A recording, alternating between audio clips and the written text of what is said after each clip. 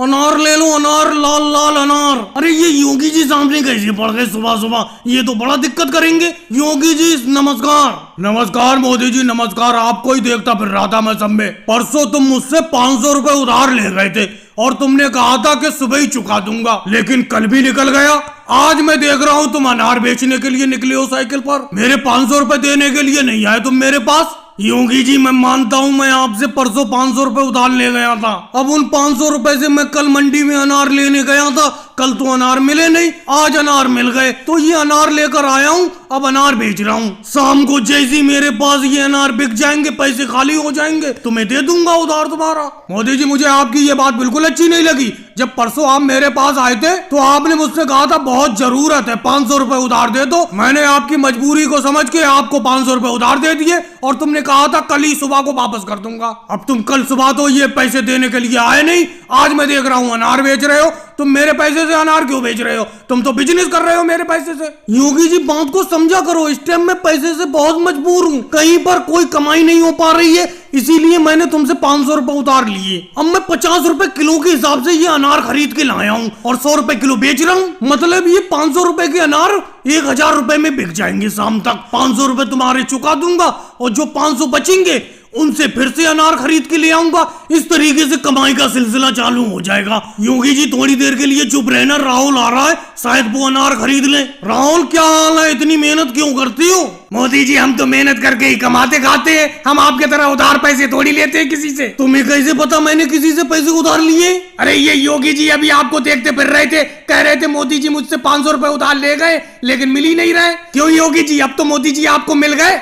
योगी जी आपने पूरे गांव में कहा दिया कि मैं आपसे 500 रुपए उधार ले गया हूँ, आप भी अजीब बात करती हो। चलो राहुल वो छोड़ो, अनार ले लो, 100 रुपए किलो बेच रहा हूँ, बहुत अच्छा अनार है। लेकिन मोदी जी 100 रुपए किलो अनार कौन लेगा? केजरीवाल जी तो 60 रुपए किलो बेचते फिर रहे, देख लो जाकर गाँव में। योगी जी ये अनार मुझसे आप ही खरीद लो, पैसे नहीं दे पाऊंगा मैं आपके। मोदी जी इतने ज्यादा अनारों का मैं क्या करूंगा, अचार डालूंगा क्या इनका? मैं कुछ नहीं जानता, 100 रुपए किलो के हिसाब से मेरे अनार खरीद लो, मैं आपके पैसे नहीं दे पाऊंगा। अरे मोदी जी गड्ढे उड्ढे में ऑटो रिक्शा को हल्के से डालना, मैं पीछे लटका पड़ा हूँ बिल्कुल, कहीं मैं गिरोर ना जाऊं। मेरी एक बात समझ में नहीं आती है, आप अपने ऑटो रिक्शा को इतना ओवरलोड भर क्यों लेते हो? सवारी बिल्कुल बाहर तक लटकी हुई है। अमित शाह जी मैं आपकी बात से बिल्कुल भी सहमत नहीं हूँ। जरा एक बात बताओ, मैं गाँव से शहर ऑटो रिक्शा चलाता हूँ, अगर मैं कम सवारी भर के अपने ऑटो रिक्शा में ले जाऊंगा तो काम चल जाएगा? बस हाँ बाहर लटकी हुई सवारी से मेरी एक ही विनती रहती है, पकड़ के सही से रखना ऑटो रिक्शा को। मोदी जी हम तो सही से पकड़े हुए हैं अपने ऑटो रिक्शा को,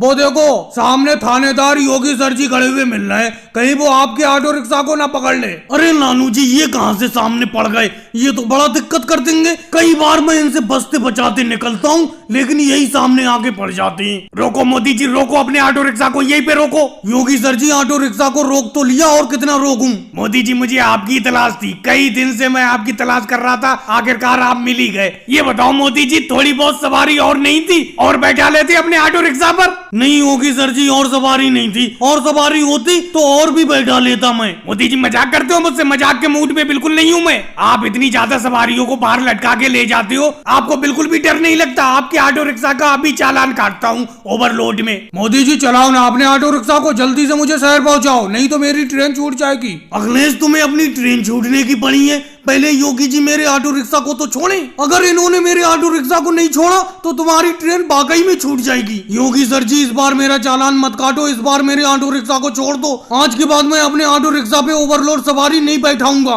मोदी जी चालान तो कटेगा ही कटेगा आपके ऑटो रिक्शा का, चाहे कुछ भी कर लो। थोड़ी बहुत सवारी होती है आपके ऑटो रिक्शा पर तो छोड़ देता। वैसे नियम के हिसाब से आप अपने ऑटो रिक्शा पे कितनी सवारी बैठा सकती हो और इस टाइम कितनी सवारी है बताओ मुझे। योगी जी मैं बताता हूँ आपको, क्योंकि मेरा भी ऑटो रिक्शा था, नियम के हिसाब से ये अपने ऑटो रिक्शा पे 5 सवारी बैठा सकते हैं और इस टाइम इनके ऑटो रिक्शा पर अंदर और बाहर कम से कम 15 सवारी हैं। राहुल तुम्हें सारा का सारा चिट्ठा खोलकर योगी जी के सामने रखने की क्या जरूरत थी? अब तो ये हर हाल में चालान काट देंगे मेरे ऑटो रिक्शा का। चलो मोदी जी अच्छा ही हुआ, आज के बाद अगर आपके ऑटो रिक्शा का चालान कट जाएगा उसके बाद कम से कम आप हमें बाहर तो लटका कर नहीं लाओगे। मोदी जी ये बताओ तुम सब लोगों ने फोन करके हमें क्यों बुलाया, क्या दिक्कत है, क्या बात हो गई, बात बताओ। किस लिए बुलाया है योगी इंस्पेक्टर साहब? आप ही देख लो यहाँ पर। आप ही मुझे बताओ इस कटहल पर किसका हक है? राहुल कह रहा है ये कटहल उसका है, अखिलेश कह रहा है ये कटहल उसका है, और मैं कह रहा हूँ ये कटहल मेरा हुआ।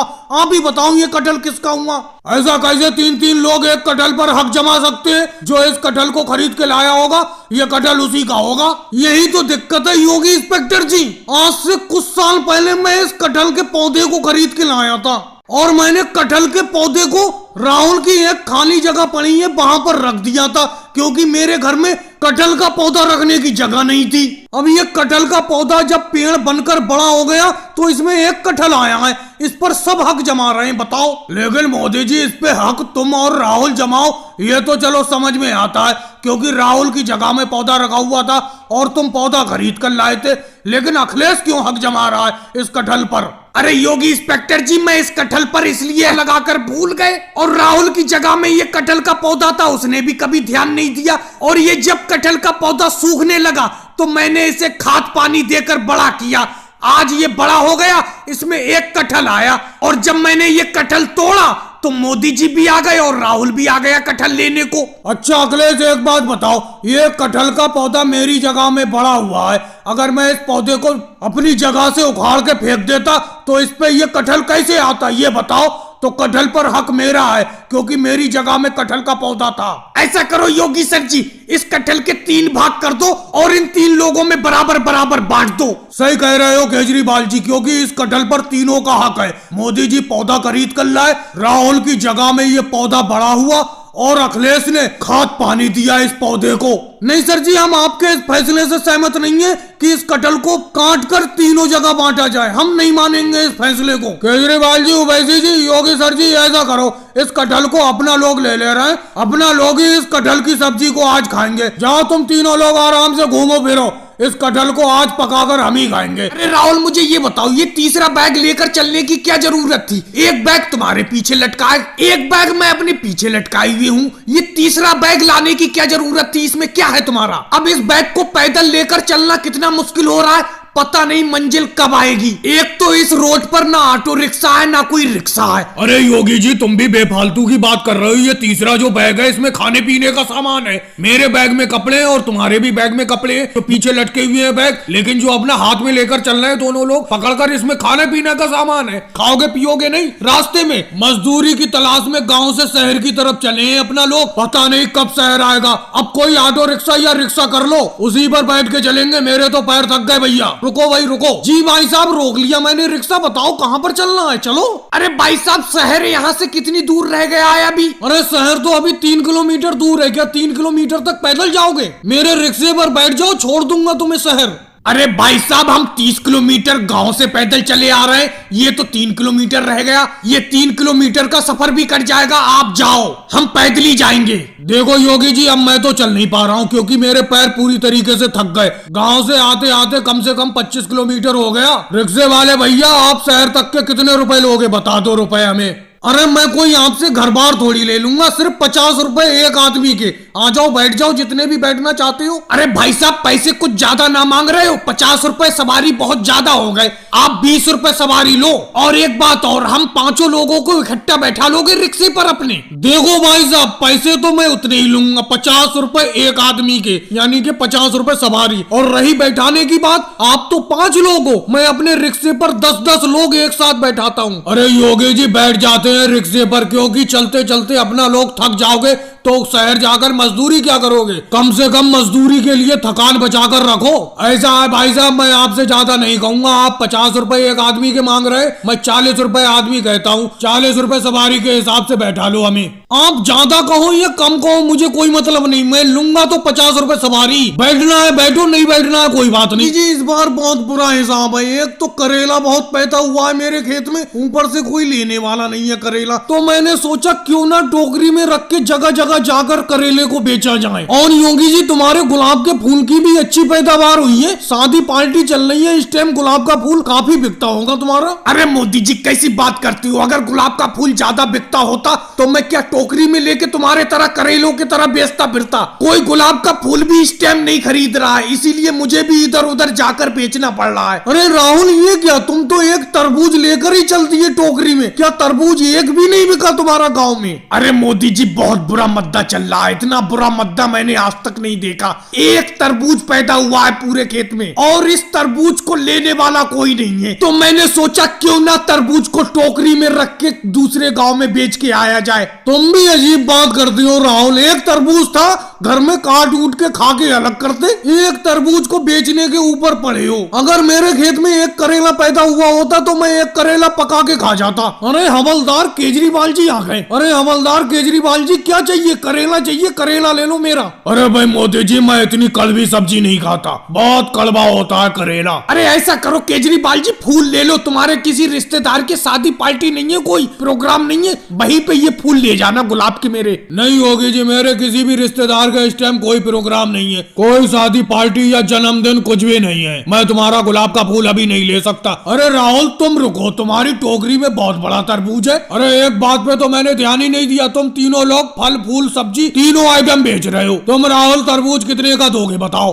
अरे केजरीवाल जी एक रेड 50 रुपए का तरबूज लगेगा आपको। अरे राहुल आधा काट के तरबूज मिल सकता है, 25 रुपए का आधा काट के दे दो। अरे नहीं सर जी, आधा मैं कहाँ पे बेचता फिरूंगा, फिर पूरा का पूरा तरबूज ले लो। तो फिर आधे पैसे उधार कर लो, पूरा दे दो मुझे, 25 रुपए है मेरे पास तो। अरे केजरीवाल सर जी अगर मैंने आपसे 25 रुपए उधार कर लिए फिर आपसे मांगने की हिम्मत कहाँ होगी, मैं नहीं मांग पाऊंगा, इसीलिए मैं आपको उधार नहीं दे पाऊंगा, पूरे के पूरे 50 रुपए ले आओ। आज पूरा दिन होने को जा रहा है, मेरी तो 1 रुपए की मटर नहीं बिकी है राहुल, पता नहीं आज कोई ग्राहक आएगा जाने के नहीं आएगा। अरे लालू जी आ रही हैं तो केजरीवाल की तरफ जा रहे हैं, लगता है हरा धनिया चाहिए इन्हें। अरे लालू जी क्या चाहिए, बोलो बोलो बताओ क्या चाहिए? ये हरा धनिया देख रहे हो, हरा धनिया चाहिए? चाहिए तो हरा धनिया ही केजरीवाल। अच्छा पहले ये बताओ केजरीवाल, अरे सर्दी बहुत पड़ रही है, इस सर्दी में मटर पुलाव बनाना चाहता हूँ, तो मटर पुलाव के लिए क्या क्या चाहिए होगा? लालू जी अभी तुम केजरीवाल की तरफ बैठे हो, मैं ज्यादा बोल नहीं सकता, लेकिन मटर पुलाव के लिए मटर तो चाहिए ही चाहिए। ये देखो मेरे पास मटर है, ताजी ताजी हरी हरी मटर, आके ले लो। चलो अपना रेट बताओ मोदी जी, क्या रेट दे रहे हो इस मटर को? बहुत ही महंगी बेच रहा हूँ, सिर्फ 1 रुपया किलो। अरे लालू जी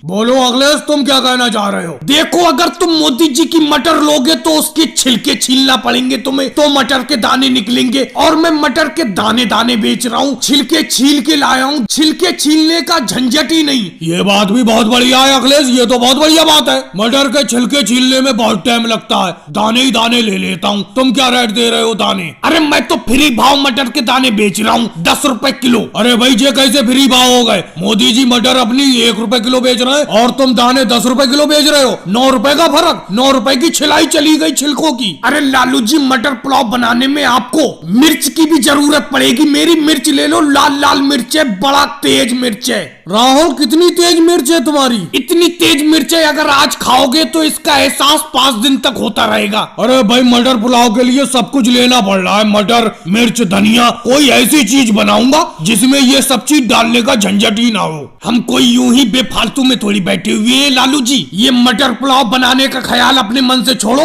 और ये लौकी ले जाओ, मेरी लौकी, एक बार लौकी खाओगे बार बार याद करोगे। अरे तुम सब लोगों ने मुझे कंफ्यूज कर दिया, कभी लौकी मिर्च धनिया, मैं ये सब बनाऊंगा ही नहीं, ना मटर पुलाव बनाऊंगा ना लौकी बनाऊंगा, घर पर मट्ठा रखा है वही पी के सो जाता हूँ। वाह मोदी जी वाह, आपके पकौड़े खाकर मजा आ गया, बहुत ही बढ़िया प्याज के पकौड़े बनाते हो आप। मम्मी जी 1 प्लेट पकौड़े और दिलवा दो मुझे। मेरे बेटे राहुल तेरे हाथ में पकौड़ों की पूरी प्लेट भरी हुई है, पहले ये तो खा, उसके बाद और दिलवा दूंगी तुझे। मोदी जी इन पकौड़ों में जरा हरी वाली चटनी डाल दो, आपकी हरी वाली चटनी बहुत पसंद है मुझे, डाल दो थोड़ी। वैसे मोदी जी अब मैं देख रही हूँ कि आपके पकौड़े काफी अच्छे बिक रहे हैं, आपकी गरीबी दूर हो जाएगी। हाँ सोनिया जी मैं आपकी बात से आधा सहमत हूँ, दुकान तो ठीक चल पा रही है, मेरी आधा बीघा जमीन का जो टुकड़ा था उसे बेचकर मैंने ये पकोड़े की दुकान रखी, इसीलिए मैं आपकी बात से आधा सहमत हूँ। लेकिन मोदी जी पूरे सहमत क्यों नहीं हूँ, बताओ तो क्या बात है। सोनिया जी अभी आपने दो बात बोली, एक बोली कि पकोड़े की दुकान अच्छी चल रही है और दूसरी बात आपने बोली कि जल्दी मेरी गरीबी दूर हो जाएगी। सोनिया जी एक बात मैं आपको बता दूं, पकोड़े बेचकर मेरे घर का खाना खर्चा तो चल जाएगा, लेकिन ये गरीबी दूर नहीं हो पाएगी। अरे मोदी जी आपने फिर भी सही किया, आधा बीघा खेत का टुकड़ा बेचकर ये पकौड़ों की दुकान खोल ली। खेती बाड़ी में भी कुछ नहीं रखा है, मेरी 1 बीघा जमीन का टुकड़ा है, कभी फसल बाढ़ में बह जाती है, कभी सूखे में खत्म हो जाती है। कम से कम आप पकौड़ों से कमाई तो कर रहे हो, घाटे का कोई सवाल तो नहीं है मोदी जी। तो योगी जी आप भी जमीन बेचकर किसी चीज की दुकान रख लो। मोदी जी मैं जमीन तो नहीं बेचूंगा, लेकिन पैसे इकट्ठा कर रहा हूँ मैं फसल से, और इकट्ठे हुए पैसों से दुकान तो खोलूंगा, पकौड़े की ही दुकान खोलूंगा, क्योंकि आपकी बिक्री बहुत ज्यादा हो रही है। कोई बात नहीं योगी जी, आप पकौड़ों की दुकान खोल लेना, मैंने यहाँ पे खोली है, आप गांव के बाहर कोने पर खोल लेना। मोदी जी मैं गांव के बाहर क्यों खोलूंगा, आपके सामने ही पकौड़ों की दुकान खोलूंगा। योगी जी ये बात तो गलत है, आप पकौड़ों की दुकान मोदी जी के सामने क्यों खोल रहे हो? एक तो बेचारों ने जमीन बेचकर पकौड़ों की दुकान खोली है और तुम उनकी कमाई खत्म करना चाहते हो, आप कहीं और पर पकौड़ों की दुकान खोल लो। मोदी जी 1 प्लेट पालक के पकौड़े मुझे भी दे दो। लालू जी कोई बात नहीं है, इन्हें मेरे सामने ही दुकान खोल लेने दीजिए, कोई बात नहीं, ये अपनी किस्मत का खाएंगे, मैं अपनी किस्मत का कमाऊंगा। जिसके पकौड़े अच्छे होंगे गांव वाले उन्हीं के पकौड़े खरीदेंगे। और भाई लोगों को वीडियो को लाइक करो, चैनल को सब्सक्राइब करो।